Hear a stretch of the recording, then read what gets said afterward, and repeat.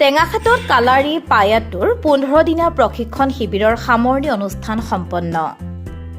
Tengakhat Duwara celestial বিবাহ ভৱনত যোৱা 21 ছেপ্টেম্বৰৰ পৰা অসম কালাৰী পায়াটো সন্থাৰ সাধাৰণ সম্পাদক পাপু খানে অহা আগন্তুক জানুৱাৰী মাহত উত্তৰাখণ্ডত অনুষ্ঠিত হ'বলগীয়া ৰাষ্ট্ৰীয় ক্ৰীড়া প্ৰতিযোগিতালৈ নিৰ্বাচিত হোৱা অসমৰ কালাৰী পায়াটো দলটোক প্ৰদান কৰা উন্নত মানৰ প্ৰশিক্ষণ শিবিৰ শুকুৰবাৰে আবেলি সামৰণি পৰে।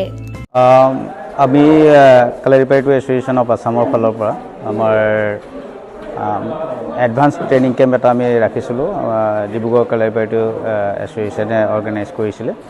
তো আমি খুব ধুনীয়া এটা আমাৰ পদক্ষেপ আছে যে আমি আগন্তুক যিটো ৰাষ্ট্ৰীয় খেল 38 নেশ্যনেল গেমছ হ'ব, তাতে আমি অসম টীমটোক মানে এটা ভাল টীম বনাই কিনে নিবৰ কাৰণে আমাৰ এটা চেষ্টা চলি আছে আৰু সেই চেষ্টাৰ ইয়াৰ পৰাই আৰম্ভণি কৰিলোঁ আমি ডিব্ৰুগড়ৰ পৰা। আৰু ইয়াৰ পিছত আমাৰ আৰু দুখনমান ডিষ্ট্ৰিক্টত হ'ব, যিহেতু নেশ্যনেল গেমছ আমি জনামতে এই বছৰ নহয়, জানুৱাৰীত হ'ব। তো আমি আৰম্ভ কৰিছোঁ, কাৰণ যিমান অনুশীলন কৰিম আমাৰ প্লেয়াৰ্ছে সিমানহে আমাক ৰিজাল্ট দিব পাৰিব।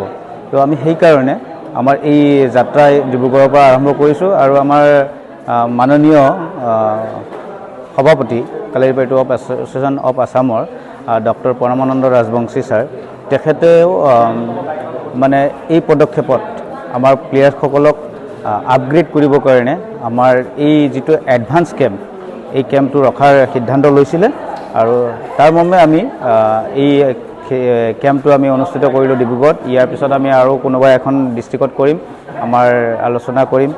মই এই ডিব্ৰুগড় কালাৰী পায়াটো এছ'চিয়েশ্যনৰ ছেক্ৰেটাৰী প্ৰেছিডেণ্ট সকলোকে ধন্যবাদ দিব বিচাৰিছোঁ আৰু লগতে আমাৰ মাননীয় সভাপতি ডক্টৰ পৰমানন্দ ৰাজবংশী ডাঙৰীয়া, তেখেত MLA চিপাঝাৰৰ হয়।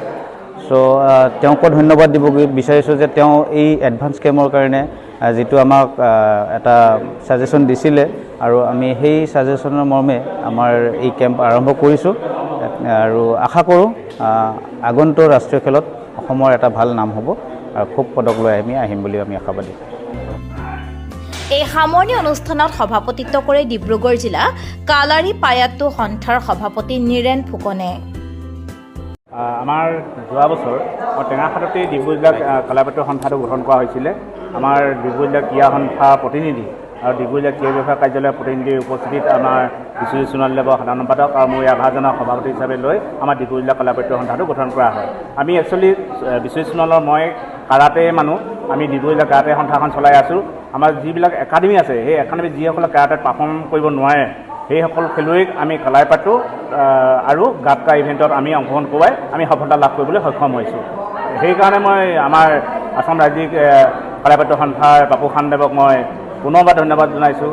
তেখেতে আমাৰ এই ল'ৰাখিনি যাতে আগলৈ উলিয়াই নিয়ে তাৰ মই আশা ৰাখি মোৰ এই সভাত বিশিষ্ট অতিথি হিচাপে উপস্থিত থাকে অসম অলিম্পিক সন্থাৰ যুটীয়া সম্পাদক তথা ডিব্ৰুগড় জিলা ক্ৰীড়া সন্থাৰ সাধাৰণ সম্পাদক নিৰঞ্জন শইকীয়া আৰু কাৰ্যালয় সম্পাদক মানৱ শইকীয়া, অসম কালাৰী পায়াটো সন্থাৰ সম্পাদক তথা প্ৰশিক্ষক পাপু খান, টেঙাখাট ক্ৰীড়া সন্থাৰ সাধাৰণ সম্পাদক অসীম হাজৰিকা, টেঙাখাট কাৰাটে একাডেমীৰ সভাপতি মৃদুল বনিয়া, দিৰিয়াল আদৰ্শ বিদ্যালয়ৰ অধ্যক্ষ পলাশজ্যোতি শৰ্মা, টেঙাখাট আছুৰ সাধাৰণ সম্পাদক প্ৰকাশ শইকীয়া, প্ৰাক্তন ছাত্ৰনেতা তথা সমাজকৰ্মী কুছেব দৌৰা, তিনিচুকীয়া জিলা কালাৰী পায়াটো সন্থাৰ সম্পাদক প্ৰকাশ সোণোৱাল, প্ৰাক্তন কাৰাটে প্ৰশিক্ষক ইক্ষিত সোণোৱাল আৰু সাংবাদিক ৰূপম গগৈৰ লগতে বহুকেইজন গণ্যমান্য ব্যক্তি উপস্থিত থাকে।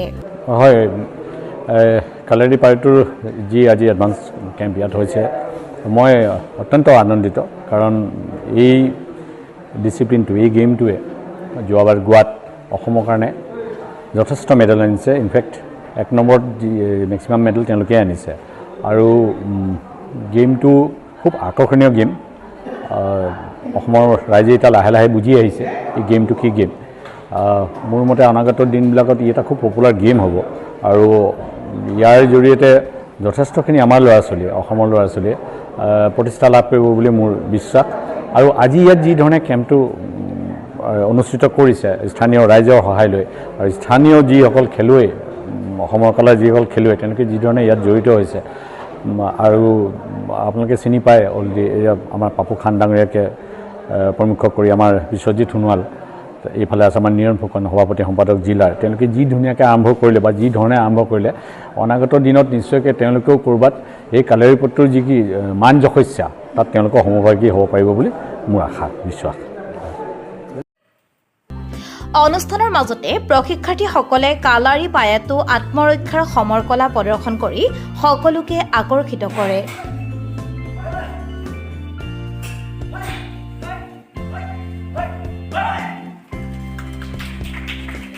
অনুষ্ঠানটি আঁত ধৰি পৰিচালনা কৰে ডিব্ৰুগড় জিলা কালাৰী পায়াটো সন্থাৰ সাধাৰণ সম্পাদক বিশ্বজিৎ ওৰফে ধন সোণোৱালে।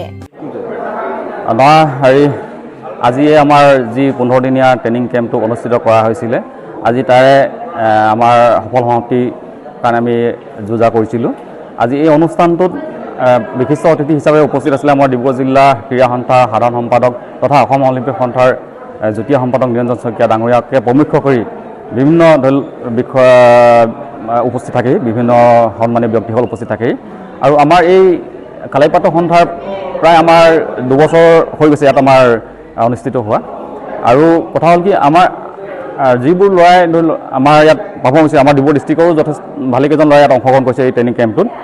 তেখেতসকলৰ ভৱিষ্যত দিনটোত আৰু উজ্জ্বল হওক আৰু অসমৰ বিভিন্ন জেগাৰ পৰা আহি ইয়াত যি ট্ৰেইনিং কেম্পটো ইয়াত অনুষ্ঠিত কৰিলে, লগতে মই আমাৰ ৰাজ্যিক কালাৰীপাত্ৰ সন্থাৰ যি সম্পাদক মহোদয় পাপুখান ডাঙৰীয়া, তেখেতক ইমান দিন আমাৰ ইয়াত 15 দিনীয়া ট্ৰেইনিং কেম্পটো কৰাৰ কাৰণে তেখেতক মই ধন্যবাদ জনালোঁ। আৰু আমাৰ ডিব্ৰুগড় জিলা কালাৰীপাত্ৰ সন্থাৰ সভাপতি মহোদয় নিৰণ ফুকন ডাঙৰীয়া, তেখেতক যি ওতপ্ৰোতভাৱে আমাৰ জড়িত হৈ আছে, তেখেতকো মই ধন্যবাদ জনাইছোঁ।